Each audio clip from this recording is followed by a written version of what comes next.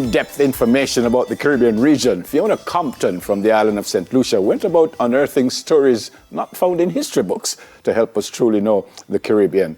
And she's with us this morning in our Caribbean check-in. Good morning, Fiona. Welcome to Smile Jamaica. How are you? I'm great. Good morning. Good morning. I'm very honored to be here. It is our pleasure to have you. Photographer, historian, public speaker, filmmaker, and I just learned, mommy. So that's correct. Right. So when do you sleep? You know what? I like my sleep. I go to sleep very early most days. Sometimes 8 o'clock. It allows me to have a fuller day. Yeah. To be more productive. I kind of said at the top what you do and why you do it, but where did that come from? Why did you want to find out the history of not only St. Lucia but the rest of the Caribbean? And why couldn't you find history? Well, I think my parents played a major role in it, even though I didn't recognize it until I was an adult. My parents are very patriotic, and I think just inadvertently, just my childhood, just being exposed to certain things and having this kind of very pride of country kind of thing, and this kind of regional pride as well. And I think so. Afterwards, I went to the UK to study, and I felt very frustrated in the underrepresentation of the Caribbean.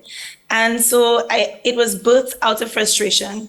And I studied art and photography, and I felt like this is like before digital. I'm kind of exposing my age, but I felt like there wasn't enough of us, and our stories are not diverse and dynamic enough. I didn't hear about people from St. Vincent or Montserrat or St. Lucia or Martinique, and also even speaking about Jamaica, it was always from a very tunnel vision lens, and I wanted to really find out more about us. So after graduating and doing my acting for a while, I said, I want to create art that represents us. So it started through my photography practice, filmmaking, and then I just started to become more and more curious and ask more questions and to understand just like really how diverse we are. So that's how it started. Yeah, I suspect being a photographer came first, right? Before all this filmmaking and public speaking and stuff. And what was the what was the fascination there? What or who led you to a camera? Myself. I just think that the Caribbean is like, look at the lights that we have. We're very blessed with a lot of very visually strong presences, and even not just I don't really even photograph by beaches and that kind of expectation that you have in the Caribbean. Even if it's an old car by the road, I find there's so much of the beauty in the little things that we have. And then so like when I was photographing us, it led me to look at older pictures as well. So I love old pictures. And then wanting to find out the story behind that old picture is what made me start to question more about our history. And so what's my mother, when I was talking to you about growing up, my mother, she likes to collect old postcards. So sometimes I'd see an old postcard, say from Jamaica, from like 120 years ago, and I'm seeing some of the things that they may dress in the same way that I did growing up, going to cultural events, and I'm saying, well, I am part of this woman in this picture from 100+ years ago. My story is her story. And that's how I became just so interwoven into that history, because it was like a journey of self-discovery. Okay. And especially through visuals like photography. Yeah, I've had the privilege of being to Castries a couple of times, but I also must admit that I don't know much about St. Lucia. I say that to ask the question about how difficult is it for you to find out the history about your Caribbean neighbors? How difficult was that, if it was difficult at all? It can be difficult. Of course, for example, some of the smaller islands, and then also looking at where a lot of our history is stored. It's stored in places that you'd never think. So, for example, the University of Cambridge has so many indigenous artifacts from all over the Caribbean hidden away in this nuclear bunker. Then you say the British Library has a whole bunch of family records.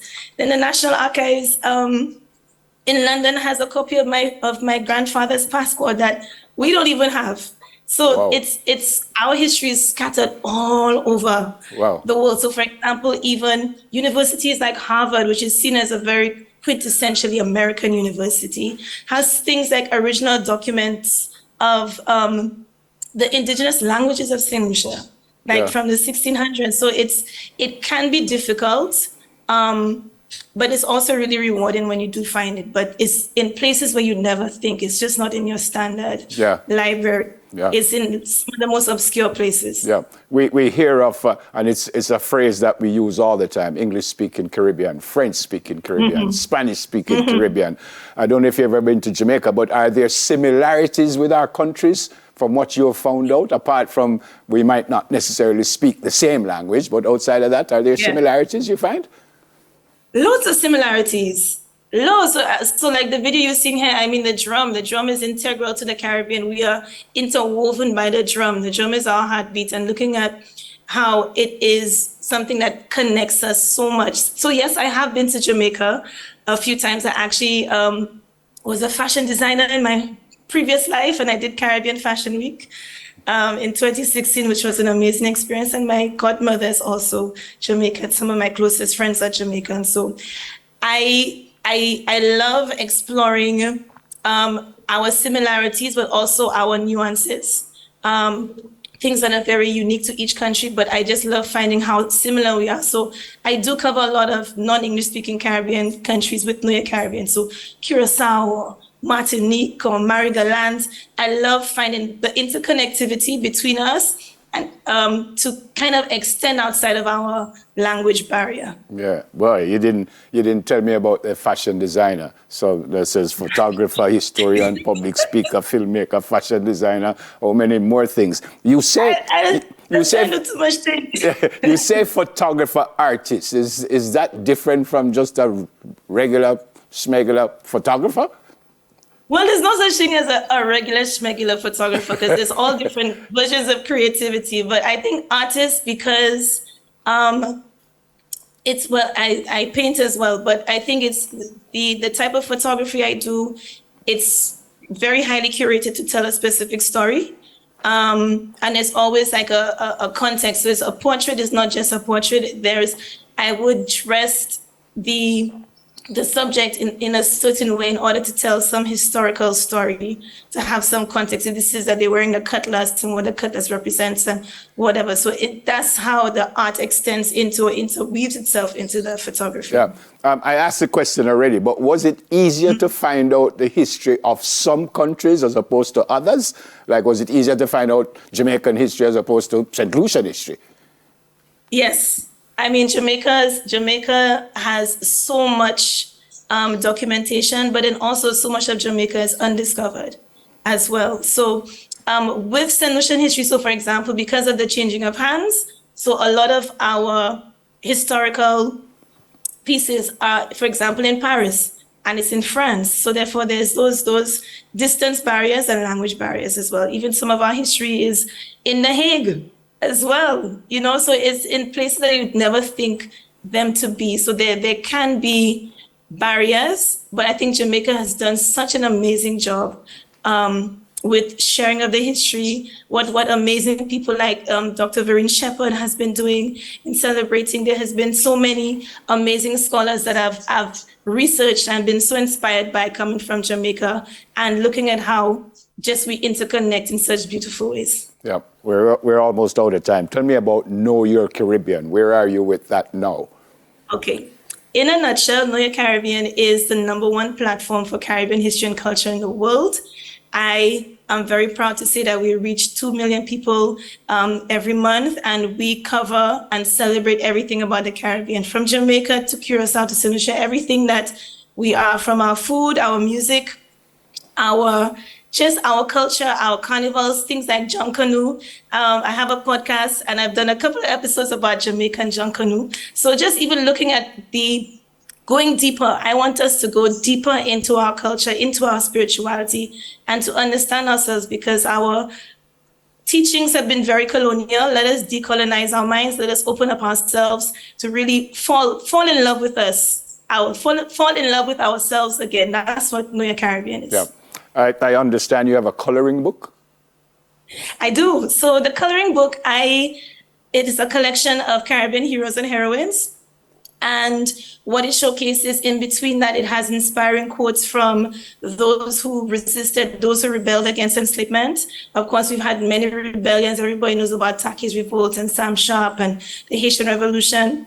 But there were rebellions that happened across the region, and amazing, brave people. In the same way we know about the Malcolm X's and the Martin Luther Kings, let's learn about amazing heroes and heroines from Guadeloupe, from St. Kitts, and let's celebrate their stories. So that's what that coloring book is. Yep. All right. Finally, let me get you in trouble this morning.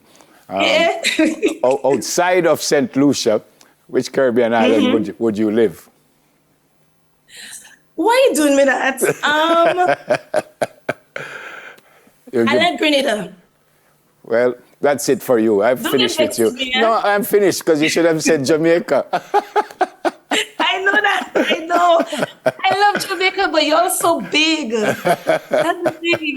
You're so expansive. It's very overwhelming. I need to spend more time with Jamaica for me to get used to the distances. That's the only thing. Yeah, man. Next time you come say hi to us. Great to meet you this morning. Most definitely. Thank you so much for having me. Yeah, man. God bless you and your family, and keep up the fantastic work that you're doing. But get some sleep. All right? Get some rest.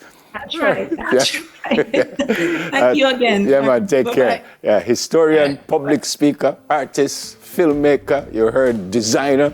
She's from St. Lucia, and her name is Fiona Compton. That's it for the Caribbean Check-In this morning.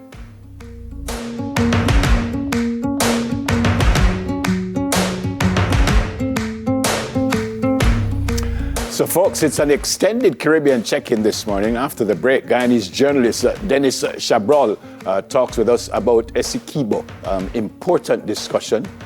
Guyana and Venezuela having some issues right now, and we will find out exactly where that is and what's going on. Stay with us, please. Soon come.